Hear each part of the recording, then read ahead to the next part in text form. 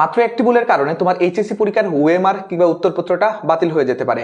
আজকে খুবই গুরুত্বপূর্ণ একটা বিষয় নিয়ে কথা বলবো যে এইচএসসি পরীক্ষায় ওএমআর কিভাবে আমরা পূরণ করব, এবং যদি ওএমআর পূরণ করতে গিয়ে কোনো ভুল হয়ে যায় সেই ক্ষেত্রে আমাদের করণীয়টা কি থাকবে। দেখো, আমরা কম বেশি সবাই এই ওএমআর এর সাথে অ্যাড্রেস আছি, টেস্ট পরীক্ষায় কিংবা কলেজের পরীক্ষাগুলোতে দেখে আসছি এরকম একটা ওএমআর থাকবে। তো এটা যেহেতু ফ্রন্ট পেজ, এইটা হচ্ছে সিকিউ এর ওএমআর। এখানে আমাদের মনে রাখতে হবে এসএসসি এইচএসসি ডিআইবিএস পরীক্ষা 2025। তো এখানে তুমি খুব সুন্দরভাবে 2025 লিখ, আচ্ছা কালো কালি দিয়ে লিখতে হবে 2025, কখনো আমরা লাল কালি ব্যবহার করতে পারবো না। আর এইচএসসির ঘরে তুমি এইচএসসি দাগ দিয়ে দিবা। তারপর দেখো, খুবই গুরুত্বপূর্ণভাবে তোমার এইচএসসি পরীক্ষা, তুমি এইচএসসিতে এখানে বৃত্ত ভরাট করলা। দেখো, প্রতি বছর অসংখ্য শিক্ষার্থী কিন্তু কেবল এই ওএমআর এর ত্রুটির কারণে তাদের ফলাফলটা কিন্তু আসে না, তাদের এই যে 12 বছরের অর্জন সেটা কিন্তু এক নিমেষেই নষ্ট হয়ে যায়। এখন রোল নাম্বার ধরো আমি বললাম যে 10 16 37, 10 16 37, খুবই গুরুত্ব এবং খুবই মনোযোগ দিয়ে আমরা এটা পূরণ করব। একের জায়গায় 1 দিব, তারপর 0 দিলাম, তারপর আবার 1 দিলাম, তারপর 6 দিলাম, তারপর 3 দিলাম, 3-এর জায়গায় 3, তারপর আমরা 7 দিলাম। মনে রাখতে হবে ওএমআর এর ক্ষেত্রে সিকিউ এর পাশাপাশি এমসিকিউ এর যে ওএমআরটা সেটা আমরা পূরণ করব, ঠিক আছে। ফুল ওএমআরটা এখানে 3টা পার্ট থাকে। প্রথম অংশটা কেবল শিক্ষার্থীদের, বাকি যেগুলো আছে এগুলো কিন্তু তোমার টাচ করা লাগবে না, এটা শিক্ষার্থীদের, এটা পরীক্ষক অর্থাৎ যিনি খাতা দেখবেন এক্সামিনারের অংশ, ঠিক আছে। রেজিস্ট্রেশন নাম্বারটা নর্মালি 10 ডিজিটের হয়ে থাকে। আমি এখানে র্যান্ডম একটা রেজিস্ট্রেশন নিলাম, 2031670335, ঠিক আছে। সো এটা আমরা 2-এর জায়গায় 2 ব্যবহার করলাম, 0-এর জায়গায় 0, 3 ব্যবহার করলাম, 1 ব্যবহার করলাম। সুন্দরভাবে বৃত্তটা ভরাট করতে হবে কালো কালি দিয়ে। মনে রাখতে হবে যদি এই ক্ষেত্রে কোনো প্রবলেম বা ত্রুটি হয়ে যায়, যেমন 3-এর জায়গায় যদি আমি 4 বা 5 দাগিয়ে ফেলি, সেই ক্ষেত্রে আমি কাটাকাটি করব না, ওভারল্যাপিং যেটাকে বলা হয় এটা আমি করব না, ঠিক আছে। আমি আমার যে মানে শুরু করার আগে যদি এরকম একটা ত্রুটি থাকে, এটা শুরু করার পূর্বেই আমি আমার এক্সামিনার যিনি থাকবেন বা যিনি পরীক্ষক থাকবেন, হ্যাঁ মানে কর্তব্যরত যে শিক্ষক থাকবেন, তাকে আমি এটা জানাবো। তারপর তিনি নিশ্চয়ই একটা আমাদেরকে সেই অনুযায়ী আমাদেরকে বলে দিবেন যে আমরা কি করব, কিন্তু আমরা কখনো এটাতে ওভারল্যাপিং করবো না, একটার উপর আরেকটা লিখবো না। 6-এর জায়গায় আমরা 6 দিলাম, 7 দিলাম, 0 দিলাম, 3 দিলাম। খুব সুন্দরভাবে এগুলো বৃত্ত ভরাট করতে হবে, আমরা বৃত্ত ভরাট করে অভ্যস্ত। আর 5-এর জায়গায় 5 দিলাম। চেষ্টা করবো এগুলোতে যাতে কোনো প্রবলেম না হয়। 1 2 3 4 5 6 7 8 9 10, আচ্ছা এখানে 6 দিলাম, ঠিক আছে। আমরা রেজিস্ট্রেশন নাম্বারটা খুব সুন্দরভাবে আমাদের এডমিট কার্ডের উপর যে রোল নাম্বার রেজিস্ট্রেশন নাম্বার এটা আমরা বসাবো, ঠিক আছে। এখন খুব গুরুত্বপূর্ণ যেটা সেটা হচ্ছে যে বিষয় কোড। বাংলা পরীক্ষার প্রথম পরীক্ষা বাংলা পরীক্ষার বিষয় কোড হচ্ছে 101। যে পরীক্ষার বিষয় কোড যেটা থাকবে সেটা আমরা প্রশ্নের মধ্যে দেয়া থাকবে, আমরা বসিয়ে তারপর বৃত্ত ভরাট করব। আচ্ছা, এইবার আমাদের যে সেগমেন্টটা সেটা হচ্ছে অতিরিক্ত উত্তরপত্রের সংখ্যা। এখন অতিরিক্ত উত্তরপত্রের সংখ্যাটাও অনেক ক্ষেত্রে বেরি করে, কারণ দেখা যায় কেউ 4টা 3টা উত্তরপত্র নিয়েছে, এক্সট্রা লুজ পেপার যেটাকে বলে। এই ক্ষেত্রে তোমার যদি কোনো একটা কারণে যদি তুমি সঠিক নাম্বারটা এখানে 0 3 ধরলাম আমি, তো 0টা দাগ দিবা, তারপর এইভাবে ধরো যে 3 দাগ দিলা। হ্যাঁ, অনেক ক্ষেত্রে আমরা বলি যে আমি তো অনেক লিখে আসছি কিন্তু নাম্বার কম পাইছি। নাম্বার কম পাওয়ার কারণ হচ্ছে যে তুমি ওই যে অতিরিক্ত উত্তরপত্র নিয়েছো সেটা হয়তো বা কোনো কারণে উত্তরপত্র এক্সট্রা লুজটা এখানে অ্যাড করা হয় না, বা খাতাটা ঠিকঠাক মতো বাইন্ডিং করা হয় নাই। তো এই ক্ষেত্রে একটু সতর্ক থাকবা যে ঠিকঠাক মতো বাধা হয়েছে কিনা এবং ওএমআর এর ক্ষেত্রে আমরা এটা পূরণ করলাম কিনা। তো একটু দেখে নাও, এখানে প্রথম কাজ, তারপর রোল রেজিস্ট্রেশন, বিষয় কোড, অতিরিক্ত উত্তরপত্রের সংখ্যা, আর কিছুই না। আরেকটা জিনিস তোমরা করবা সেটা হচ্ছে যে টিচারের কক্ষ পরিদর্শককে স্বাক্ষর। তুমি তোমার কোনো কারণে যদি এটা নাও হয়, তুমি স্যারকে বলবে স্যার আমার খাতার মধ্যে সিগনেচার করা কিংবা স্বাক্ষর করা হয় নাই। তো তিনি এখানে কক্ষ পরিদর্শক স্বাক্ষর এবং তারিখ তিনি এখানে অ্যাড করবেন। এইবার আসো, তোমাদের একটু এমসিকিউটা আমি একটু দেখাই, তোমাদের এমসিকিউটা একটু দেখাই আমি। হ্যাঁ, এমসিকিউ এর জন্য কি থাকবে, এই যে এটা এমসিকিউর।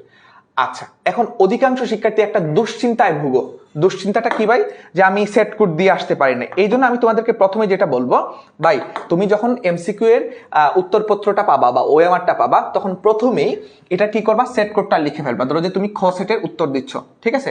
তো তোমার প্রশ্নের মধ্যে যে খ সেটটা থাকবে এই সেট কোডটা তুমি এখানে বসিয়ে দিবা, ঠিক আছে।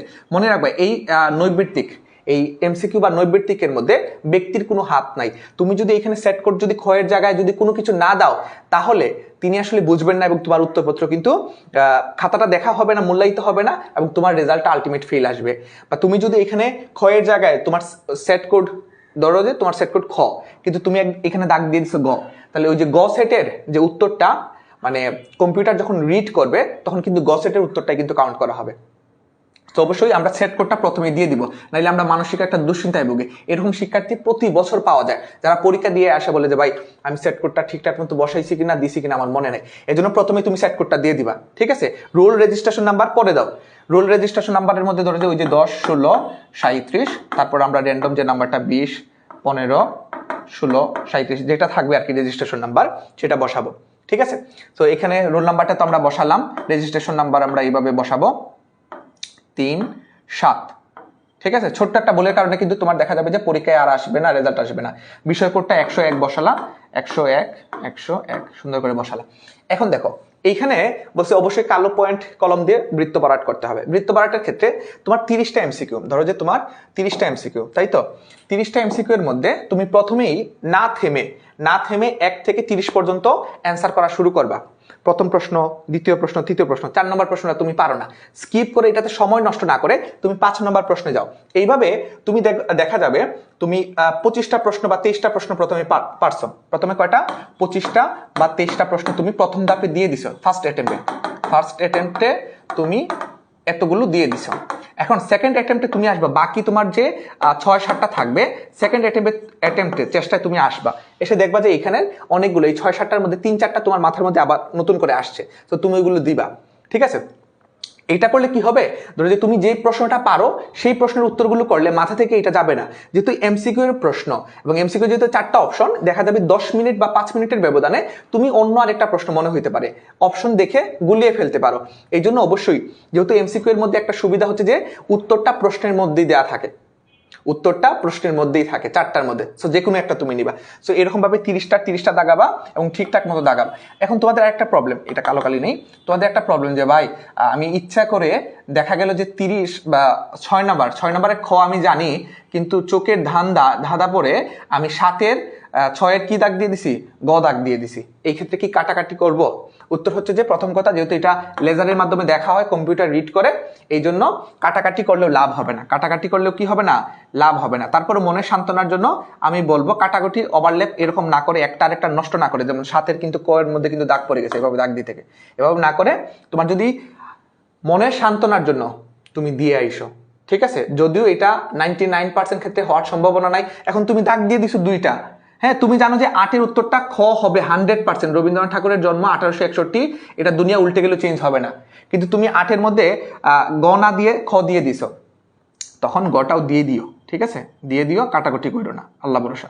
99% ক্ষেত্রে চেঞ্জ হওয়ার কথা না, কিন্তু তুমি যেহেতু জানো যে এটা নিশ্চিত ভুল, এজন্য কাটাকাটি না করে এটাও দিয়ে দিও, এটা আমার পার্সোনাল একটা সাজেশন থাকবে আর কি। সো সেট কোডটা এখানে আমরা লিখেছিলাম, আচ্ছা সেট কোডটা তো ঠিকঠাক মতো বসাতে হবে আমাদের।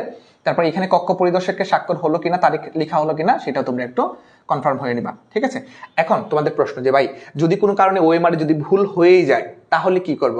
তাহলে যেটা করতে হবে, তোমার দ্রুত এজ আর্লি এজ পসিবল তোমার নিকটস্থ মানে তোমার যে কর্তব্যরত শিক্ষক ওনাকে তুমি জানাবে যে স্যার আমি আসলে ভুল করে ফেলছি, 1-2টা জায়গা ত্রুটি হয়ে গেছে, 16 10 37 এরকম ত্রুটি হয়ে গেছে, আপনি যদি পসিবল হয় বা আপনি একটা ব্যবস্থা করেন যে তিনি যদি পসিবল হয় তাহলে খাতা তিনি তোমাকে নতুন একটা খাতা প্রোভাইড করবেন। যদি প্রোভাইড নাও করেন এই ক্ষেত্রে একটা সাজেশন দিবেন, মনে রাখবা রোল নম্বরের ক্ষেত্রে 16 10 37, এই ক্ষেত্রে ধরো 6-এর জায়গায় যদি তুমি কোনো কারণে 7 দাগিয়ে দাও সমস্যা নাই, তুমি কাটাকুটি করো না, 6-6-এর জায়গায় থাকবে। ঠিক আছে, এখানে যদি কোনো কাটাকাটি হয়, যেমন তোমার রোল নাম্বার ধরো যে 10 হওয়ার কথা, তুমি দিয়ে দিচ্ছ 16, তাহলে তুমি এখানে কি করবা, সুন্দর করে এটাকে 10 বানানোর চেষ্টা করবা, অথবা উপরে সুন্দর করে 10 16 37 এটা লিখে দিবা। ঠিক আছে, 10 16 37 এটা সুন্দরভাবে উপরে লিখে দিবা। সেট কোডের ক্ষেত্রে যদি তোমার এখানে প্রবলেম হয় উপরে এখানে লিখে দিবা। আর রেজিস্ট্রেশন নাম্বারের মধ্যেও এখানে যদি কাটাকাটি হয় এই জায়গায়, হ্যাঁ ধরো যে এই জায়গায় তুমি লিখছো 15 13 14, ঠিক আছে, সো এই জায়গায় 15 যদি না দিয়ে তোমার যদি রেজিস্ট্রেশন নাম্বার 10 16 37 যদি হয়ে থাকে, 15 যদি দিয়েও থাকো, তুমি কি করবা, 5টা এখানে না কেটে উপরে সুন্দরভাবে লিখে দিয়ে আসবা। ঠিক আছে, সো এই ছিল আমাদের আজকের যে আলোচনা, এবং এইখানে আমি তোমাদেরকে দেখানোর চেষ্টা করলাম যে বৃত্ত ভরাটে যে ভুলগুলো করা যাবে না, মনে রাখবা এই যে প্রথম অংশের সাথে এই যে এইগুলোর সাথে কিন্তু দ্বিতীয় অংশে এইগুলো মিল থাকে। ঠিক আছে, এগুলো মিল থাকে, এই জন্য তোমার খাতার প্রথম অংশটা ছিঁড়ে নেওয়া হবে, আর দ্বিতীয় অংশের এবং তৃতীয় অংশটা এটা শিক্ষকের অংশ। ঠিক আছে, এখানে আমরা কোনো কাটাকাটি করবো না, জাস্ট তোমার যা করার, যা মাতবরি করার মাতব্বরি করার ওই উপরে অংশ করতে পারবা। তো সবার পরীক্ষা ভালো হোক, আমরা কেউ ভুলটা যাতে না করি, মনোযোগ দিয়ে যাতে আমরা বৃত্ত পড়াটা করতে পারি। ইনশাল্লাহ সবার পরীক্ষা ভালো হবে। আল্লাহ হাফেজ।